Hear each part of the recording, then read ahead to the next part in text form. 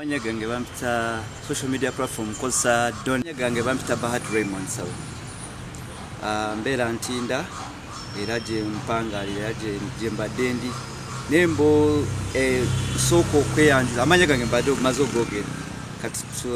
chembade njogerako kogera ku mwami Don Chris mkwano gwange twali wamu era tubadde wamu ku Aluna Towers nga wakolerawo Skype na mpita kubanga twaliko mukomera wa Meruzira Kampala Remand bwe twali Kampala Remand nga tubeera wamu twasulanga mu Audit 2 Kampala Remand nga ndine Don Chris oyo naye bwe twava mukomera bwe tuti yangamba nga tukyali mukomera before nga tunakufuluma yangamba business gyakolebwe ne kyakimulese mukomera bwali bufere bamusibira zali milioni 305 era ze bamweyimirira ko kuva mukomera nena ngamba wava mukomera bwati we yakoma wagendo tandikira kuluno laga agenda kuba etoke nga dene nnyo kuba kuluno ayagala branding buli omama manya agala kuberanga Brian White kuba yandabanga ndine Brian White Foundation naga mwakikola mutya nange njagala kufuka ng'omusajja oyo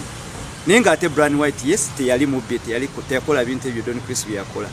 otegere nanganze ka staff room ekomera ntandikira wena koma nja kubba buli kimu nja kubba buli omu yenna kati munene nze nja tandikira kutwala abaana ebwe nenga sibikola ero edete byaliyo nebyo bintu yakola nga busy kuba yampita tukolewamu nene nti okutta mukomera kubanga ndikomera nali ali lintami tebansibira bufere nene nanyinamu obuzibu bw'ebbanja tekyali kintu tutte mukomera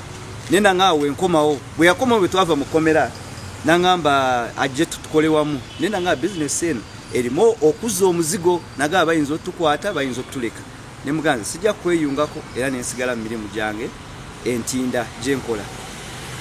business ye yalabera ne Nigeria yo nandetako wano nansomera mu business nga betufera nyina okugenda mu field kunonya abaana abawala bichi nebo yavaayo werabanga business njiganye ne tukyawagala teyatadda mu kunonya kubanze mukomera nze namulabiriranga jukira ku Don Chris yata ina abantu babamulaba mukomera nganze bandetera ebyokulya bandeta bukimu ngamuwa nga Don Chris akawunga kamukese mukomera nganze muwa buli kimu kubanze babe waffe bandabiriranga kuberuzira okirizibwa okuletera emmere ne bagikufumbira wapokirizibwa okuletera emigati macaroni biki micheri ne bakola ki ne bakufumbira nenga Don Chris tera amulabe eruzira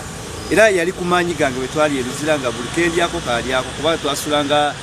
high command tetwasulanga eri mu babinyo twali ku high command mukomera ne wano bana abasula mu bigaali bana ababeera wansi abatayinamu nefe twalinamu ne tugula we tuyiso okukola ki otusobola okwebaka nga twebaka bulungi ne Don Chris nenga buli kimu esabuni okulya biki ebirungi migati mata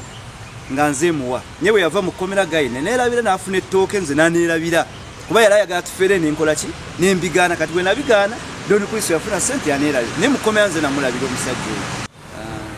soko okwebaza asoke nebaze kansala wange andese wano at least okuba kansala waffe owentinda Adrian Muntu mwebaza nnyo okubeerawo okukulembera ekitundu kyaffe ekyentinda mwebaza nnyo kubanga atukulembedde bulungi era atukoledde tumwebaza nti bannange mumulabirenga ddala abantu b'entinda LT3 kansala waffe tubi engeri Don yali anyingiza mu bintu by'ekifere yali anyingizamu ng'ayagala tuyingiremu nenze we nabigaana ebintu ebyo kubanga yansomeramu nangamba diira eno sookunoonya abawala ne tuadvise ne tukola obulango ne tunoonya abaana bagenda ebweru naye tujja batwala mu nsi zino ez'okumpi naga bwe tugenda mu Arab bwe tugenda wano mu Arabu waba kumpi tulina okukola UK Canada wa abantu abalina visa sente zibasasula ennyingi nga byagala tukole nenze ne mugamba Don sijja genda mu bufere kuba kuli sinkumanye twali mukomera yanonyumiza byebimu waliwo negomba n'okunegomba kuba ndabanga Brian White nga nze gwe weegomba ate sawa zino ngamba oyagala tuyingira offe tugagawale nga sisobola nengumira ku mazima gange ndiye zange ze nekoledde nenga bulijje yankubiranga n'amaana nkyalo akuba tinagana ofere bwe yali ayagala nzetaga ne muganda ngankoye ruzira embera ye ruzira mbi muganda wange tusobola kubera ruziro laba ruziro ogenda n'obeerayo obona nnyo naye sisobola genda ruzira kubanga naye saagala kudda gye nava kyekyantiisa mune nange njagala sente buli omu ayagala kuba successful ana atayagala bugagga mukama wange abantu byefeze akola amagezi azze sente z'abasajja abaana abawe kuba buli omu buli agenda ebwere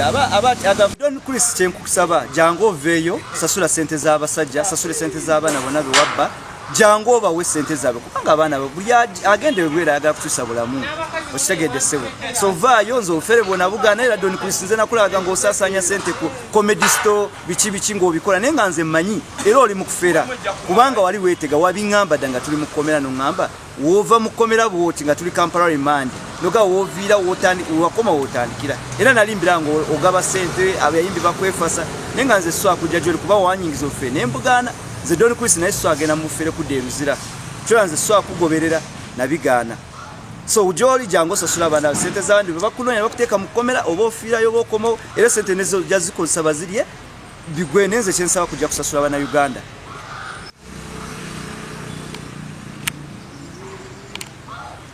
nze company nagira n'ingamba bamwe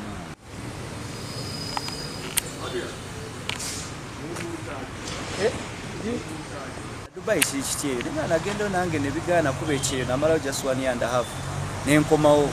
nangamba n'ekibeera kityo obulamu bweyo buli butya nga nyumiza nenewunya nnyo kubanga ayagala kutwala abantu Canada USA ayagala batwala mu mawanga agabbeeyo agewa Don Chris ogamba otya okutwala omuntu UK Canada wa nga tetutuukangako neeyo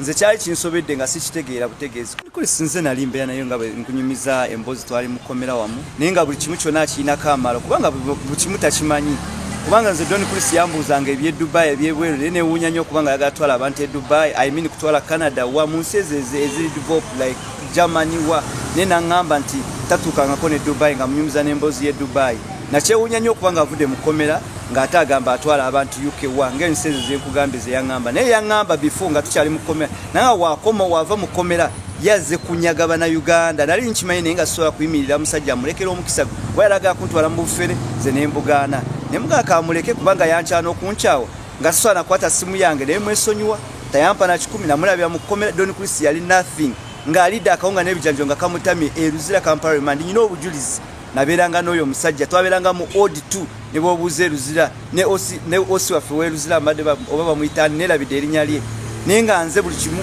akijja ku nze ng'olusi bimusobedde nga akawunga kamutame kamukeesa ne newuunya nnyo okuba Don Chris avudde mu kkomera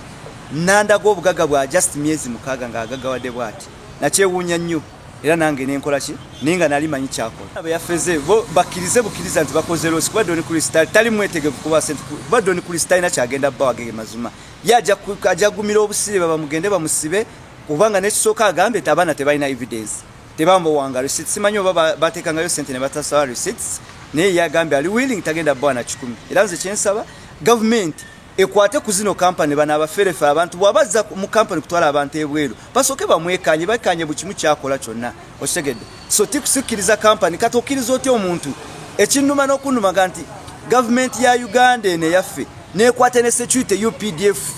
neemumuwa emukuume ng'ate mufere Uganda tuliwa nze nakyewuunya nnyo okulanga alinayo omusajja wa UPDF nakyewuunya nnyo nembuuza gavumenti yaffe ye supporting obufere wano mu Uganda nkyewuunya nyerezaako naye in a natural sense omuntu ng'ovuddeyo nga gavumenti yaffe efaayo musooka noonyeza ku musajja okumuwa omuntu wa UPDF that means ekifaananyi kyaffe kala gundi yaffe uniform yaffe ya Uganda UPDF bagyonoonye because every omuntu yenna avaayo ng'alina ku ssente nga mufere bamuwa omusirikale why lwaki temusooka ne munoonyereza nga munoonyereza ababba gwe temunoonyeza ebikolebwa mu Uganda eby'omugaso naye nga abafere nga bano bafeza abaana bameka abadde banoonye kyokka n'emirimu mu Uganda teriimu mukiraba abaana bagala fuluma ebweru emirimu tegiriiwo bababbye kati bwobubbi bwe bugenda kweyongera mu Uganda okitegedde so nze ngamba gavumenti bannanga gavumenti yaffe muvengayo simanyi why would you give someone security ng'ate temuyisoose kuwekanya muntu oyo ali atya sente azigyewa ajja kubuulira gundi ye we baali mu kkomera sitole abantu